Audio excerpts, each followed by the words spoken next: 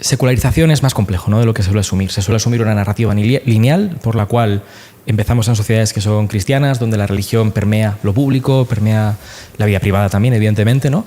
Hay un proceso llamado secularización por el cual emergen espacios que pierden su referencia a la religión, ¿no? Pues la política, las instituciones políticas pierden referencia a la religión.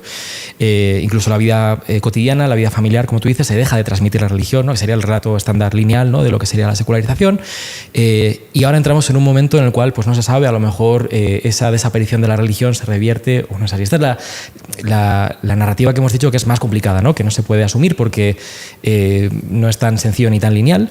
Pero bueno, aún así, me gustaría, vamos a ordenarlo un poco, me gustaría empezar preguntándonos por ese primer paso, porque aquí hay 3 momentos, ¿no?, y dos cambios. El primer momento de sociedad cristiana a sociedad que pierde esa referencia al cristianismo, y luego sociedad que la recupera o que se diversifica o lo que sea, ¿no? En ese primer paso, de sociedades que eran cristianas a sociedades que pierdan esa referencia, pues lo digo de manera un poco bruta si queréis, pero ¿en qué momento, si hemos hablado de que España se ha secularizado, en qué momento dejó España de ser cristiana? ¿Cuando Azaña lo dijo en 1931? ¿O cuáles diríais que son los marcadores que nos dicen, ¿no?, que sí, efectivamente estamos en un punto en el cual la religión católica, que ha sido siempre tan ligada, ¿no?, a la identidad española, etcétera, ha tocado un punto bajo, independientemente de si luego se recupera o no?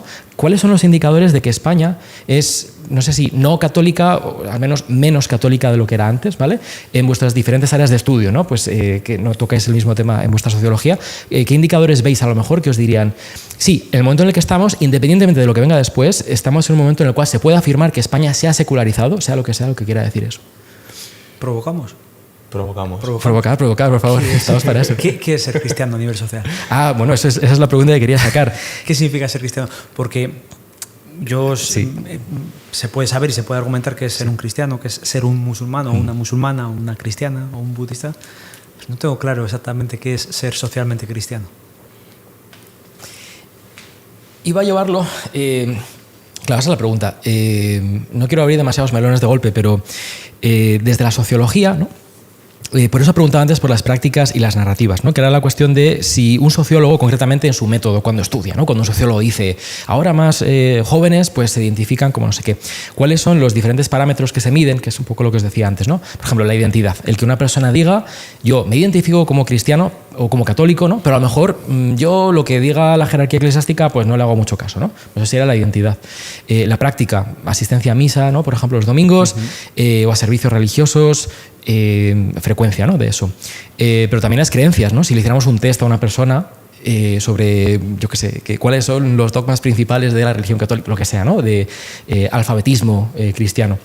Son diferentes parámetros, bueno, eso ahora me lo contáis vosotros si queréis, ¿no?, que no sé en lo que se fijan los sociólogos. Claro, el cristianismo, y esto es un debate interesante, ¿no?, desde el catolicismo al menos. Desde el catolicismo tenemos esta cuestión de este fenómeno del catolicismo cultural, ¿no?, por el cual creo que dentro de la Iglesia, saliéndonos de la sociología, ¿no?, creo que el debate a veces es la tentación de decir que el que es cristiano cultural, el que es católico cultural, pues realmente no es católico, ¿no? Y yo este debate lo he tenido con algunas personas donde mi postura es que no. O sea, yo como católico, ¿no?, yo me posiciono a favor de que hay una objetividad de la pertenencia a la Iglesia por el bautismo, que es la puerta de entrada, ¿no?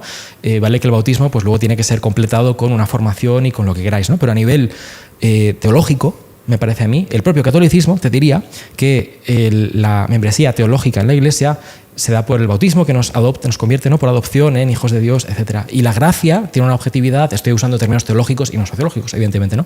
Pero la gracia tiene una objetividad que es independiente de la voluntad de la persona, de lo que la persona sabe, hace, quiere, ¿no? Y esa es la objetividad de la gracia, que es la que nos incorpora en el cuerpo de la Iglesia, ¿no? Ahora, mucha gente diría, muchos católicos dirían, eso no me sirve, no me vale. En este ambiente de apologetas católicos online, ¿no?, efervescencia, dirían, no, yo necesito pues, que la persona sea intencionalmente cristiano, que esta es la palabra que se usa mucho, ¿no?, la de tener una vivencia intencional de la fe.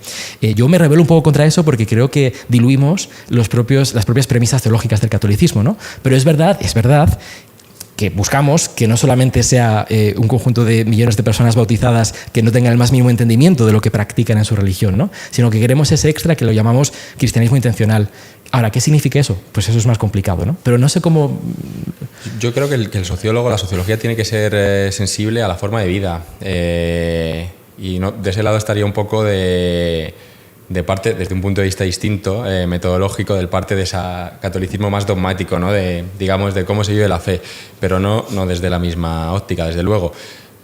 Porque, digamos, declarar ser católico, aparecer en una estadística de bautizo, evidentemente conforma un plano, pero ¿en qué se traduce eso? ¿En qué dinámicas sociales se traduce? Un poco respondiendo a la pregunta, y también dejo a Rafa completar, que tendrá muchas más datos y muchas más cosas en la cabeza. Yo creo que lo numérico es un dato, y es un dato evidente, ¿no? Pues la caída de bautizos, o el hecho de que bautizarse no sea un rito de paso obligado, como lo era en otros momentos, que era impensable no bautizar, en España me refiero. Pero bueno, hay otras partes de la vivencia que también pueden darnos indicadores de cómo esto está cambiando, de cómo se vive ahora. No sé qué se te ocurre a ti, Rafa, sobre eso. Es muy interesante. Pensaba que no íbamos a discrepar en nada, pero en esto vamos a discrepar, yo creo. Vamos a discrepar. Lo primero, como siguiendo lo que decía Guillermo, ¿cómo medimos sociológicamente el grado de religiosidad de una población? Pues habitualmente las dos variables fundamentales, las dos preguntas fundamentales que se repiten en casi todos los estudios, insuficientes sin duda, pero una aproximación a la realidad, son identidad, es decir, cómo esa persona se autoidentifica. Y a veces te dicen, no, pero si no es practicante. Digo, ya, pero esto es sociología, esto no es aquí no es juzgar teológicamente lo que hace o no hace la gente. Si una persona sociológicamente se declara como católico, no tengo motivos para desconfiar de que esa persona se declare como católico, sino más bien si me dice que es católico y cree en el karma, que normativamente entraría en contradicción, sociológicamente constatamos e intentamos entender qué dinámicas y mecanismos están explicando socialmente que dos conceptos procedentes de tradiciones distintas aparezcan entrevesados en la misma persona. Entonces son identidad y práctica religiosa, que es la práctica habitualmente medida, en el caso de España, en el barómetro del CIS, por la frecuencia de asistencia a los oficios religiosos.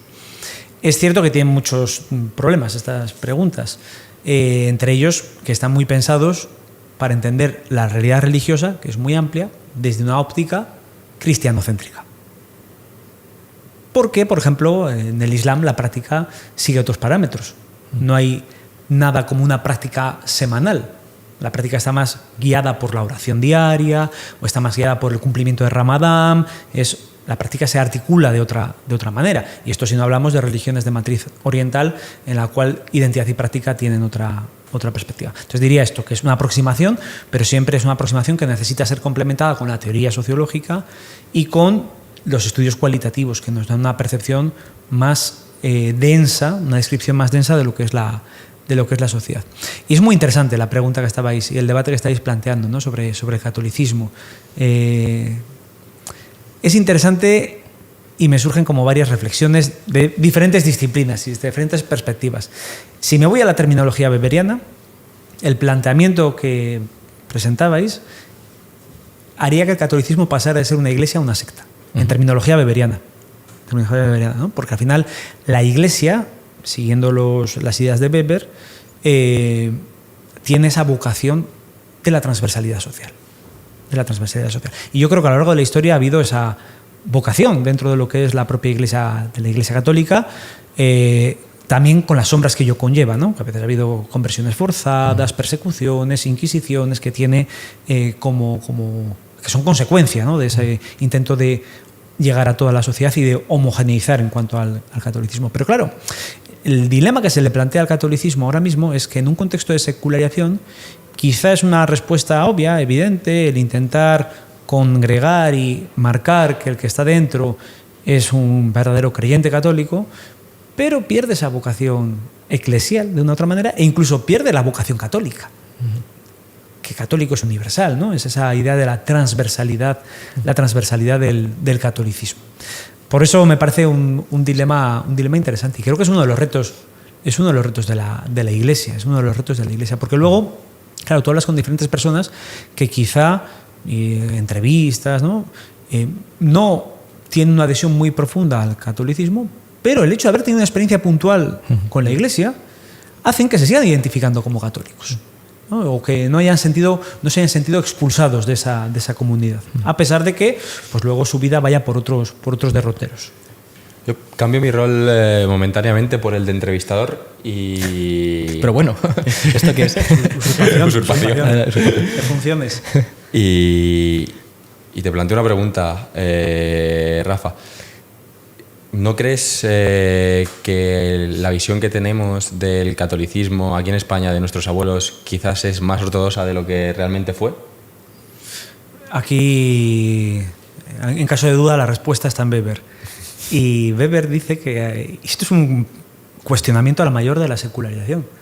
Dice que realmente en todas las sociedades de la historia el número de personas realmente religiosas ha sido reducido, que es lo que llama Weber los virtuosos religiosos. Y tu pregunta es muy pertinente y conecta con esa reflexión de los clásicos. De tal manera que cabría preguntarnos qué es la secularización, otra vez más, ¿no? Porque Weber ya lo ve claro. Weber ve que los virtuosos religiosos, es decir, aquellas personas que realmente se creían y profesaban y practicaban y se imbuían de ese contenido religioso han sido siempre una minoría. Y ahí la pregunta, ¿por qué la sociedad es cristiana? Claro, una sociedad cristiana en muchas ocasiones implica que la religión ha trascendido lo que es el marco puramente religioso y en contacto con la estructura social, diríamos en sociología, ha acabado también derivando una suerte de paraguas, barniz cultural.